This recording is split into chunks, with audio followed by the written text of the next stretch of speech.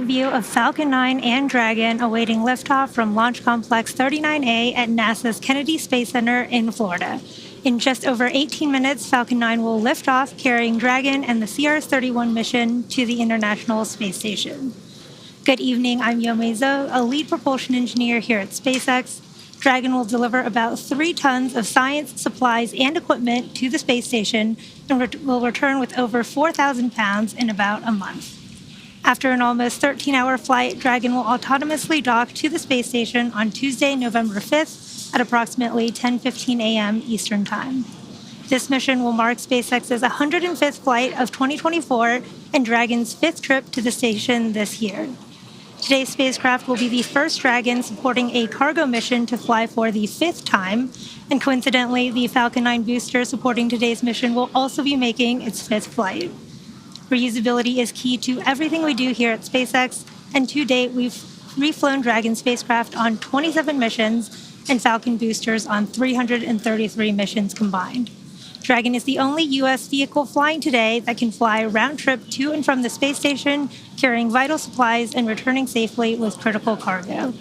The spacecraft flying today may also be the first Dragon to perform initial tests once docked with the station that demonstrate Dragon's reboost capability. These tests are designed to show Dragon's ability to control the station's attitude and altitude, with more on that in just a few minutes. Now, over at the pad, propellant loading began about 15 minutes ago and will complete at the T-minus 2-minute mark. Weather is looking great with only a 30% probability of violating launch weather constraints. The eastern range is green and ready to support, and everything is looking good as we count down to an instantaneous launch attempt at 9:29 p.m. Eastern Time today. With that, let's check in with Joseph at NASA in Houston.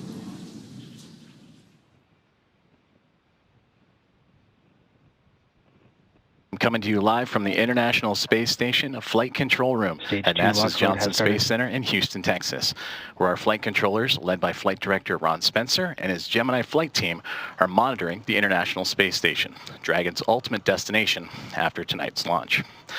We're closely following the launch and collaborating with you and the teams in Hawthorne, as well as the Falcon 9 team at NASA's Kennedy Space Center in Florida, to ensure that all launch criteria are met.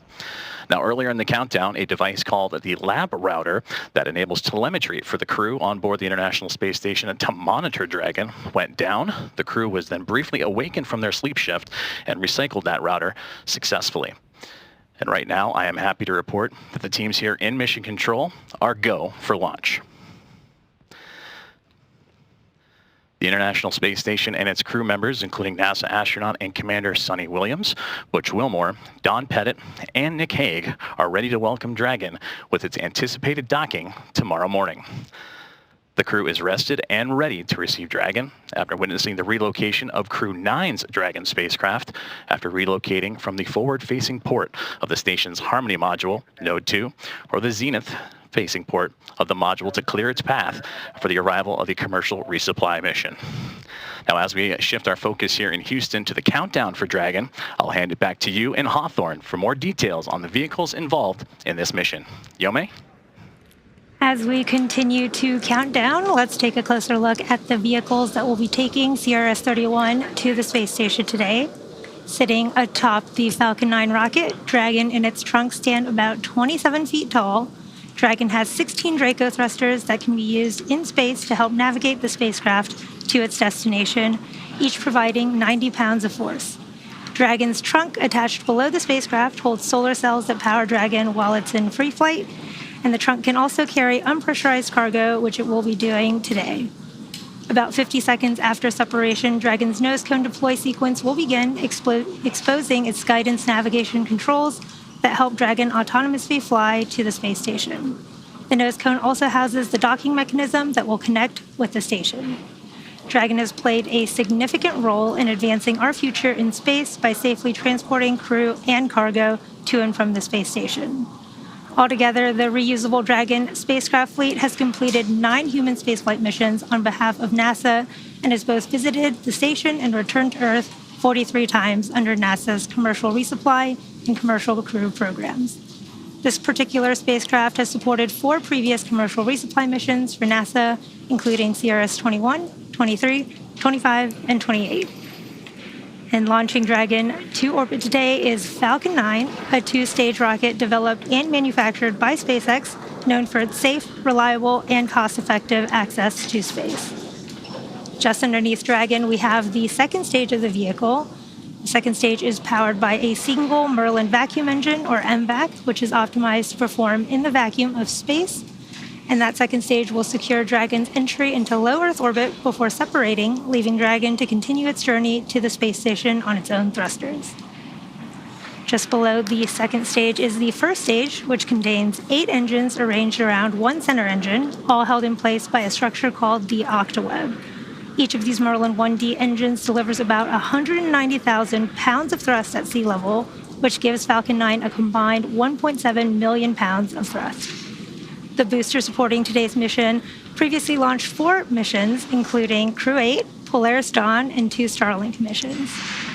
Now, with T0 coming up in just about 12 and a half minutes, our teams in Florida are doing a series of system checks to ensure Dragon and Falcon 9 are ready to fly.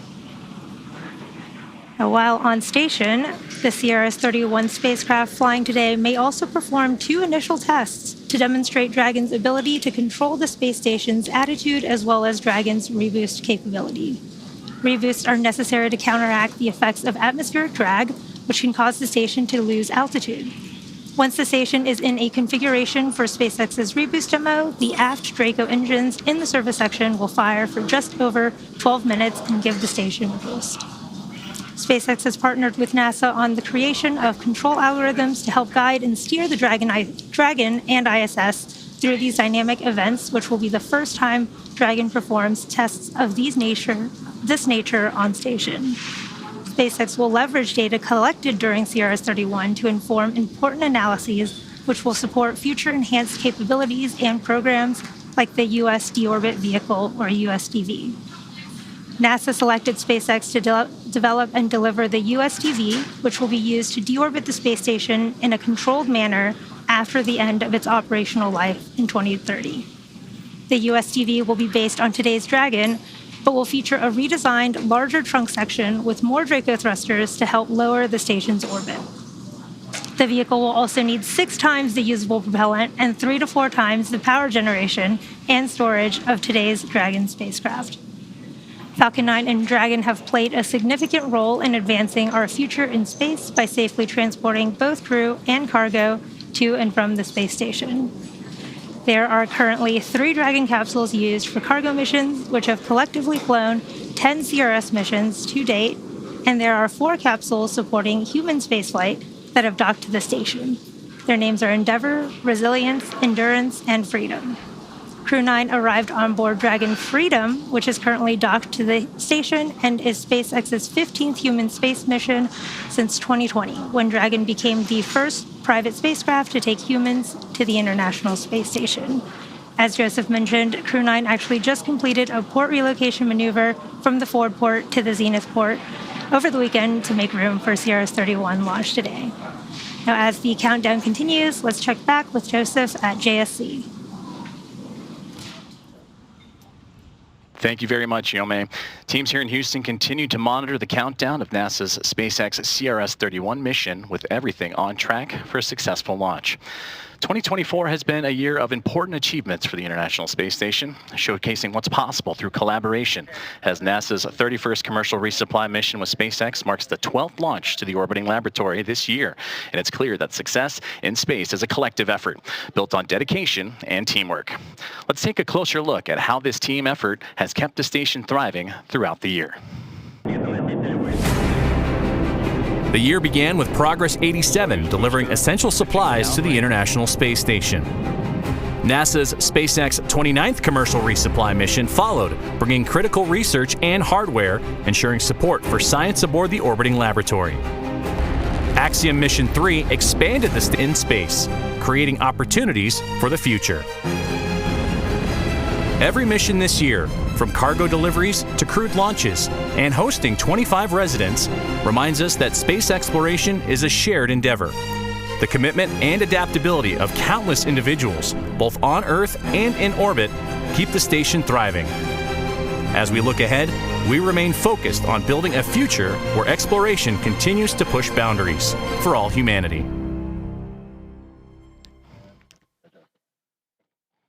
As we reflect on the accomplishments of 2024, it's clear that every milestone aboard the International Space Station is made possible through the dedication and teamwork of countless individuals around the world. And that journey doesn't stop there. This mission is set to deliver over 3 tons of critical cargo, including scientific hardware and samples that will advance our understanding of the physical and biological phenomena.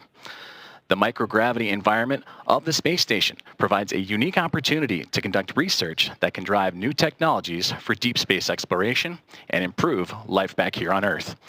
Behind every experiment, there are scientists and engineers who have spent months, sometimes years, preparing for this moment. Let's take a look at some of the science heading to the station. NASA and its international partners are launching scientific investigations on SpaceX's 31st Commercial Resupply Services mission to the International Space Station. The Coronal Diagnostic Experiment, or CODEX, will examine solar wind and create a global comprehensive data set to help scientists validate theories for what heats solar wind, which is 1,000,000 degrees hotter than the sun's surface. A live Antarctic moss will be studied to understand the effects of cosmic radiation and microgravity on plants. Results could help identify biological systems suitable for use in bioregenerative life support systems on future missions. Dozens of samples will be exposed to space to evaluate material stability and to help researchers better understand the impacts of spaceflight.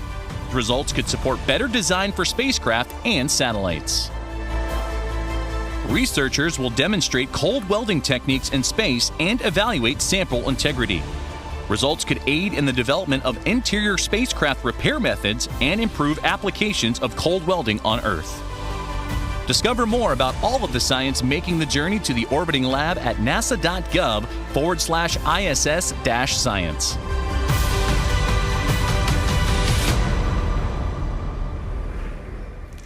It is currently T-minus 5 minutes and 10 seconds, and everything continues to be go for launch. Coming up shortly, the transporter erector, also known as the strongback, or TE, will retract away from Falcon. The TE is the large truss structure you see there. Falcon 9 tanks are pressing for strongback retract.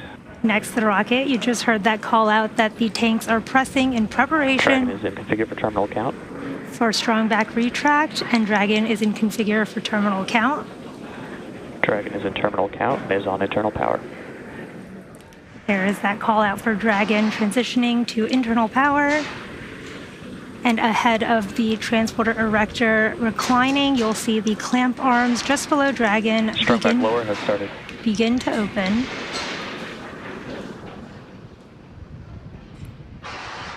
Now the transporter erector is designed to transport, raise, and support Falcon 9 at the launch pad and uses its umbilicals or flexible lines to route the vehicle's fluids, power, and telemetry from ground systems to the rocket and payload until Falcon 9 switches to internal power. There you can see those clamp arms beginning to open right under Dragon at the top of the second stage.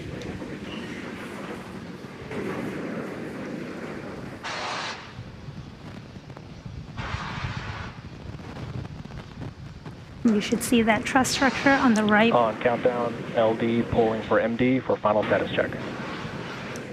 MD is go for launch.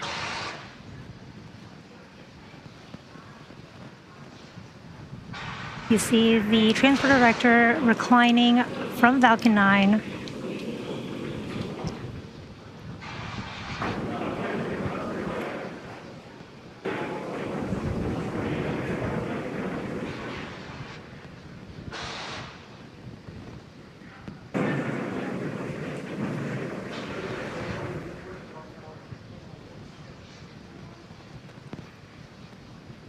And there it is, fully reclined from Falcon 9.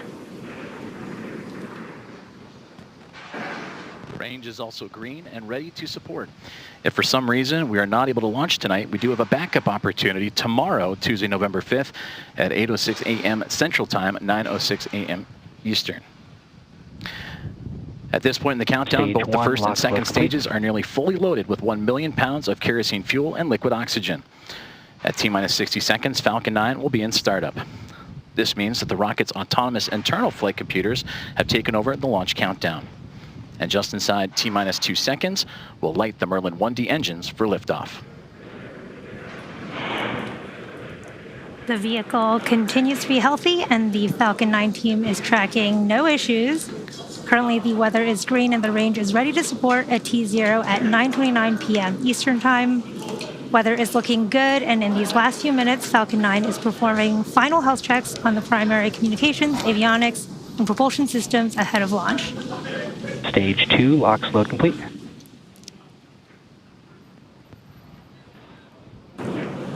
With that, we're hearing the checkouts of the second stage thrust vector control actuators underway and referred to as the engine gibble or wiggle test. And this is when SpaceX moves the nozzles ever so slightly to make sure that the guidance hardware is acceptable for flight. And as Dragon now moves into auto idle, continues those checkouts for the first stage engines, and that happens just seconds before ignition. At the time of launch, the International Space Station will be flying some 260 statute miles crossing the Atlantic Ocean.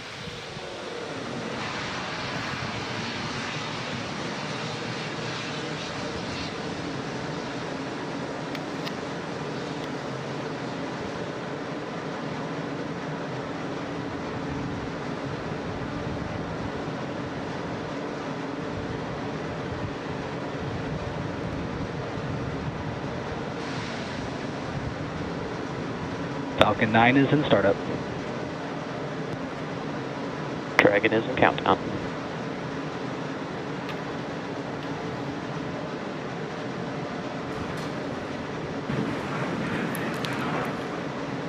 SpaceX launch director, go for launch. There is that final launch director go. All systems are go for launch of Falcon 9 and the CRS-31 mission. T-minus 30 seconds.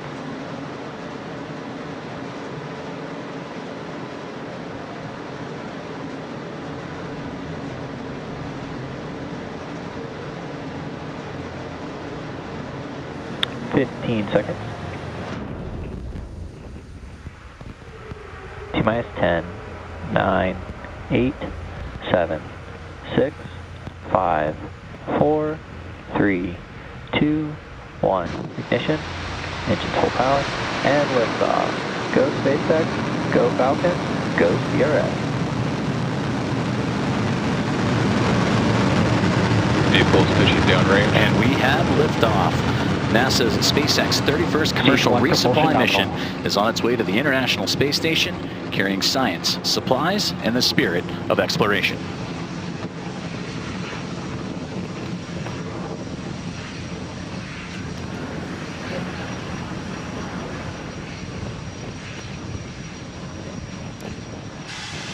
Now, during ascent, we will tilt or gimbal the engines, guiding the rocket into what we call a gravity turn. Now, during this turn, the vehicle is flying both up and horizontally away from the launch pad. The rocket Power telemetry nominal. typically needs to go 17,500 miles per hour horizontally in order Falcon 9 is supersonic. avoid getting pulled back down to Earth. You just heard that call out that Falcon 9 is supersonic. And shortly, we'll be throttling the engines back in preparation for max Q. Max Q. There's that call for max Q. That's the maximum aerodynamic pressure that the vehicle will see during ascent. And coming up shortly, we will have a few events in quick succession, starting with main engine cutoff, followed by stage separation, Stage 2 engine chill. second engine startup 1, and the boost back burn of the first stage. You just heard the call out for the second stage engine chill, starting in preparation for that engine startup. We are just about 30 seconds away from main engine cutoff, where the 9 Merlin 1B engines on the first stage will shut down. Shortly after that, the stage 1 and 2 will separate from one another, and the MVAC engine on the second stage will start.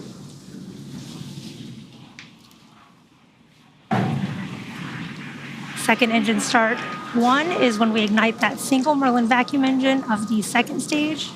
Shortly after that, the boost back burn will start on the first stage.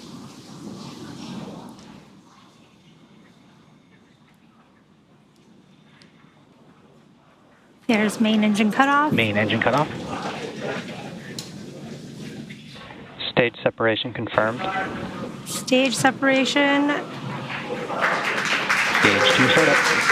Stage 1 boost back startup. And there you can see a beautiful view of the concurrent second stage engine start along with the start of that first stage boost back burn. And really cool views from the second stage engine there and the first stage.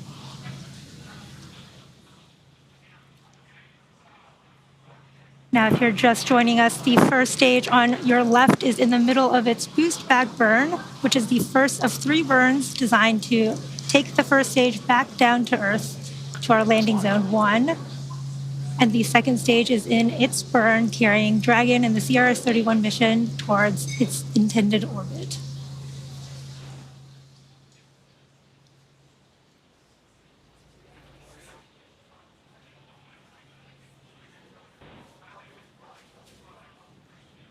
Stage 1 boost back shutdown. There is the end of that boost back burn. Again, that was the first of 3 planned burns of the first stage. And in about 3 minutes, there will be 2 additional burns, the entry burn and the landing burn of that first stage to bring it back down to land at landing zone 1 at Cape Canaveral. We are at T plus 3 minutes and 55 seconds here in today's mission. CRS-31 is SpaceX's 105th launch this year, and we are coming up on the entry burn and then second engine cutoff of the second stage. Now, the entry burn is slated for a little over 2 minutes from now at the T plus 6.5 minute mark, and you should see that on your screen when the first stage performs it.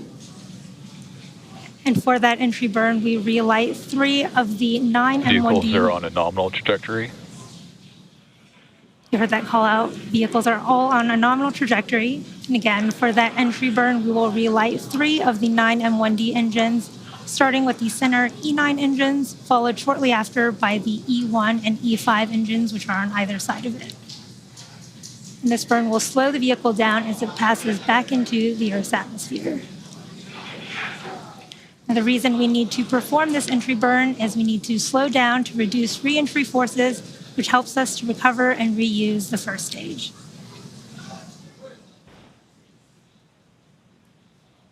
You can follow along on the bottom left and right hand of your screen for the speed and altitude for the first and second stages, respectively. And the second stage, which you can see on your screen right now, is on its first burn.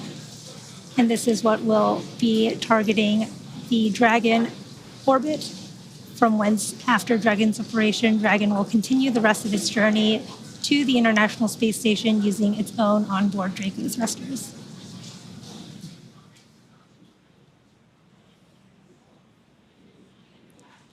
We are just about 30 seconds from the start of the first stage entry burn.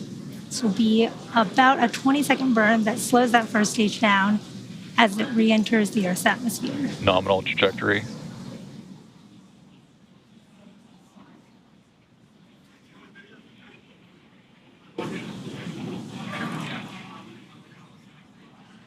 We are also currently in the middle of the second stage burn. We have about 2 minutes left in this burn.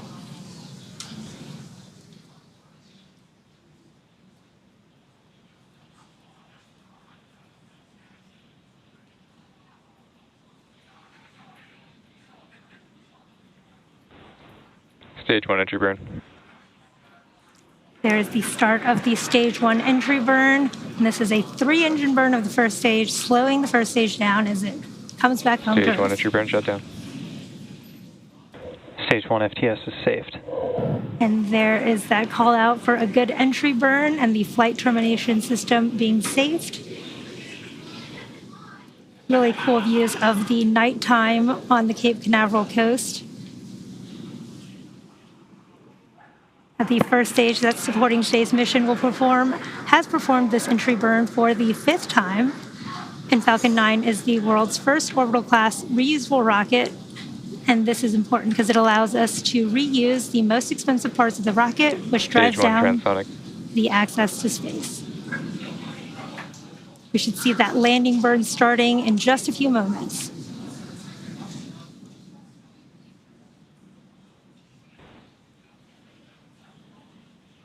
Stage 1 landing burn. There is the start of the Stage 1 landing burn.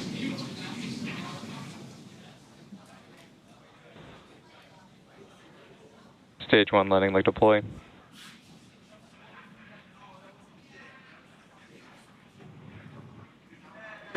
Stage 1 landing is confirmed.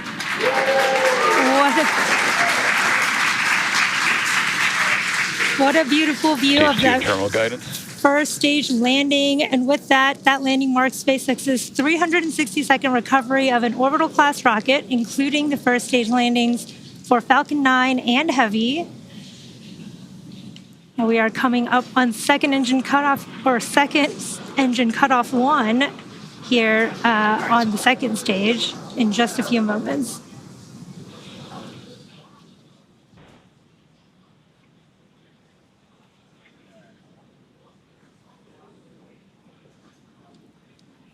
Stage 2 shutdown. There is that call out for SECO 1. You can see that MVAC engine slowly cooling off. Nominal orb insertion. There is that confirmation of a good orbit. Looks like we are on track for Dragon separation in just a few minutes here at the T plus 9 minute and 25 Stage 2 FTS is saved. second mark.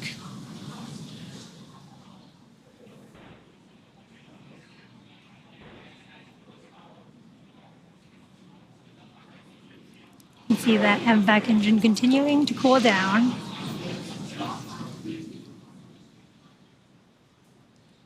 And we are waiting for Dragon separation here in just a few moments. Dragon separation confirmed. There is confirmation of Dragon separation. You could just see it floating away there.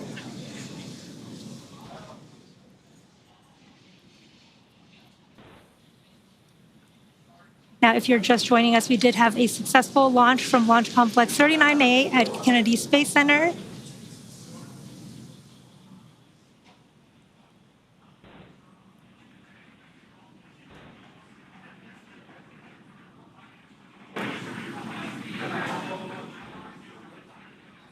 And everything has proceeded nominally so far. We had stage separation occurred at about 2.5 minutes into flight, and that was followed by a successful landing of Falcon 9's first stage on landing zone 1.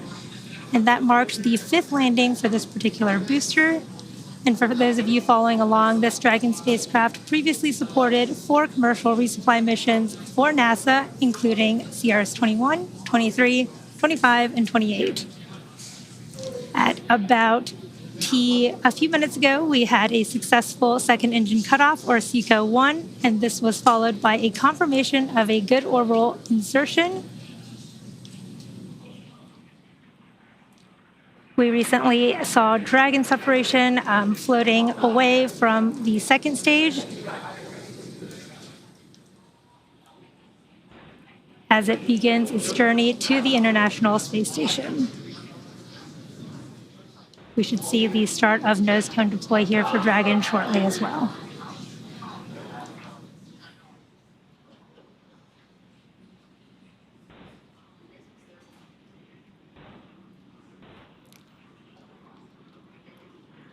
A very exciting sight to see. Dragon, you saw, was drifting away from Falcon 9's second stage, confirming spacecraft separation. Let's check in with Joseph as we prepare for nose cone deploy and preview what's in store for the rest of the flight.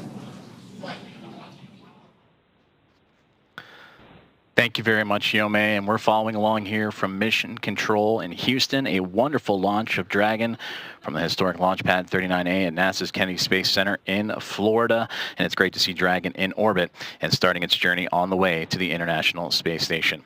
We're continuing our coverage here in Mission Control Houston and awaiting for the nose cone to deploy. And that is currently about to begin here in just a few moments. The nose cone is at the very tip of the Dragon spacecraft. And once it's deployed, it will expose the 4 forward bulkhead Dracos.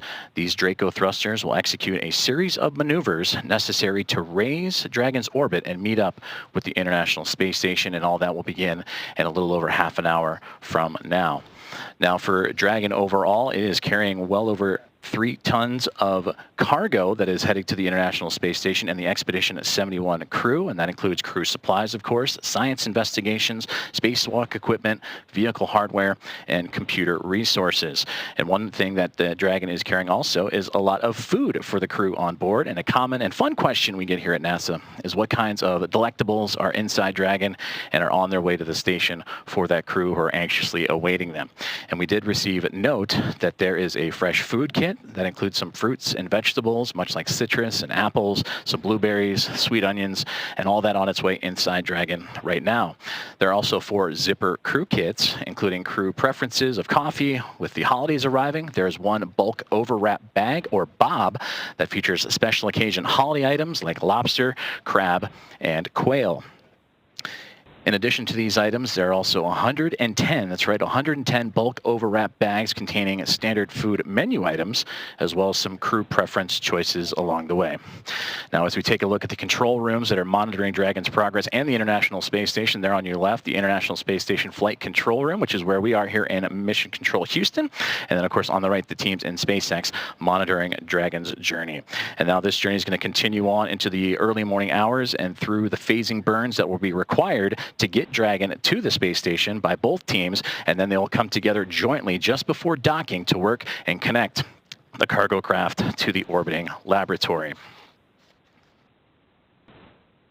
And we're continuing to await the nose cone deploy of the Dragon craft as we continue to monitor everything here from Mission Control Houston. Now, we mentioned a series of burns required for the spacecraft once it reaches orbit, which it just did. And now in about 30 minutes or so, we will see that first round of what will be 5 burns that will take Dragon onto its next phase of the mission. So as we continue to await the confirmation of nose cone deploy, let's take a closer look at the next several hours and what's in store for the Dragon spacecraft. Now, immediately after Dragon separated from the Falcon 9, it begins what we call the activation and rendezvous phase of the mission. And during this phase, Dragon is configured for on-orbit operations. And this phase begins after the separation of Dragon from Falcon 9 and ends with the completion of the final co-elliptic burn. Our initial orbit today is 190 kilometers by 210 kilometers. And with those values representing the perigee and apogee of the orbit, or the lowest and highest points over Earth. That means the orbit isn't a perfect circle, but more like a very slight ellipse. Now, over the next several hours after liftoff, Dragon will execute a series of burns, which will gradually raise its orbit to align more closely with the station. And there are 5 major burns, or firings, of those Draco thrusters on Dragon that will bring the spacecraft close to station before we begin those final approach maneuvers. As we take a look inside the nose cone of Dragon as we speak, as the nose cap is opening right in front of us, and continuing to watch the nose cone deploy, again exposing those forward bulkhead thrusters that will begin those 5 phasing burns for the spacecraft, and we will get video back as soon as possible. But to quickly take a look at some of those burns as the nose cone approaching the about halfway point of opening. The first burn is the phase burn, and that's the first major one that's going to come in about 33 minutes from now, and that's performed at the apogee, or the highest point of the initial orbit, and will raise Dragon's perigee, or lowest point, to a higher altitude. And then from there, we'll transfer over to the boost burn, which will happen in the early morning hours. The next burn, based on what our orbital data will show us, is that'll raise Dragon's orbit until its orbit reaches an altitude that is just 10 kilometers lower than the space station. And from there, we'll move into burn number 3, the close co-elliptic burn. And that's followed soon by to place Dragon on an orbit roughly co-elliptic with the International Space Station. And this means that the crew will be about 10 kilometers lower than the space station itself during the entire orbit around the Earth. And then we move into burn number 4, which will be the transfer burn. And this is called the transfer burn, where we will be raising Dragon's apogee, or again, the highest point of its orbit, to just 2.5 kilometers below the station. As we continue to monitor the nose cone deploy of Dragon as we speak, about 3/4 of the way there to transfer us into the burn breakdown of the fifth burn, the final co-elliptic burn, and that is where we will round out everything with that final co-elliptic burn to once again maintain a constant orbit beneath the station, this time just 2.5 kilometers below. And then from there, Dragon will get ready to line itself up, fine-tuning its way before docking in the early morning hours of tomorrow, and that'll start with the approach initiation and then make its way on to waypoint 0. As we continue coverage in a successful on-time launch of NASA's SpaceX 31st Commercial Resupply Services mission en route to the International Space Station. As nose cone deploy just a moment away from locking into position.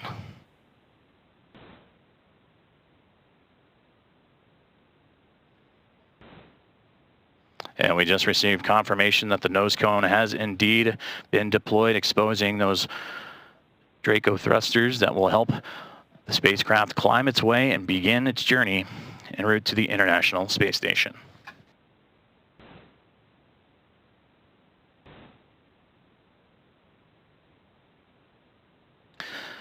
Now that the nose cone is deployed, Dragon is ready for its phasing burns to the International Space Station with a successful orbital insertion.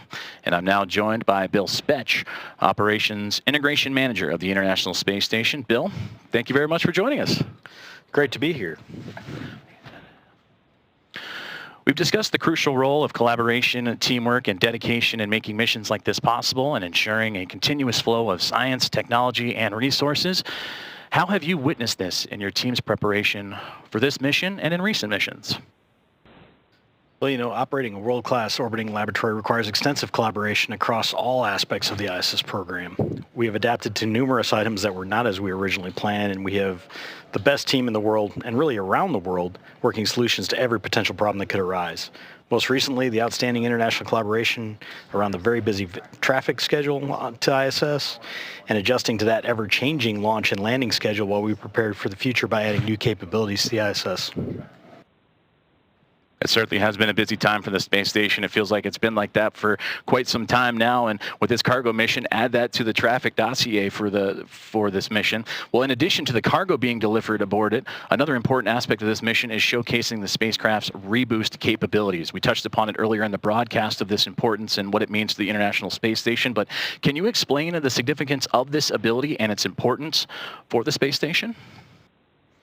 Yeah, the ISS requires periodic boosts to maintain its orbit around the Earth. And normally these are completed by Progress, the Zvezda service module, or even Cygnus.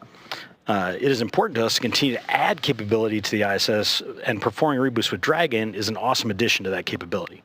Plus, this allows the team to gather data that helps inform the design and operation eventually of the US-2 orbit vehicle. In your time and in your career with the International Space Station, you focused on maintaining its health and its integrity.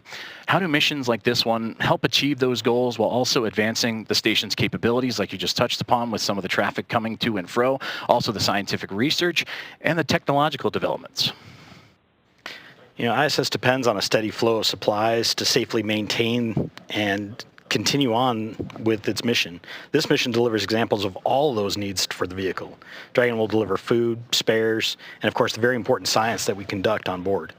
Dragon also returns items to the ground. This allows us to refurbish hardware instead of building new copies, investigate designs and improve reliability for future spaceflight endeavors, and allows the scientific sample return to Earth that furthers research. Well, we look forward to seeing all that this mission has to have in store, especially those reboost capabilities for this Dragon spacecraft. Bill SpX, Operations Integration Manager of the International Space Station. Sir, thank you very much for your time. Thank you.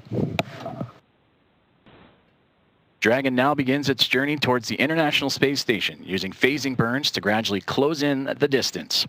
This process will take about a day and a half, with approach and docking expected actually early tomorrow morning at 9:15 a.m. Central Time, 10:15 a.m. Eastern. Tune in to NASA Plus for live coverage of the final approach and docking starting at 7:45 a.m. Central Time, 8:45 a.m. Eastern, with docking expected around 9:15 a.m. Central, 10:15 a.m. Eastern. With a couple of hours after docking and Settling in, the Expedition 72 crew will perform a series of leak checks, and the crew will begin to then unload the Dragon spacecraft. For the latest updates, be sure to visit nasa.gov. We will see you tomorrow for docking, and until then, let's check in one more time with Yome and our team in Hawthorne. This is Mission Control Houston. Thanks, Joseph. The Dragon supporting CRS-31 will return to Earth in about 1 month. SpaceX is honored to be a part of NASA's Commercial Resupply Services initiative to deliver critical cargo to the space station, and we thank NASA for entrusting us with today's mission. This mission marks our 105th of the year and our 400th successful liftoff of Falcon. Thank you to the entire SpaceX team and to all of our customers for helping to make this incredible journey possible. And congratulations to the SpaceX and NASA teams for tonight's successful launch. Make sure to follow at SpaceX on X and check out spacex.com/launches for up-to-date missions and schedules. Thanks as always for tuning in, and have a good night.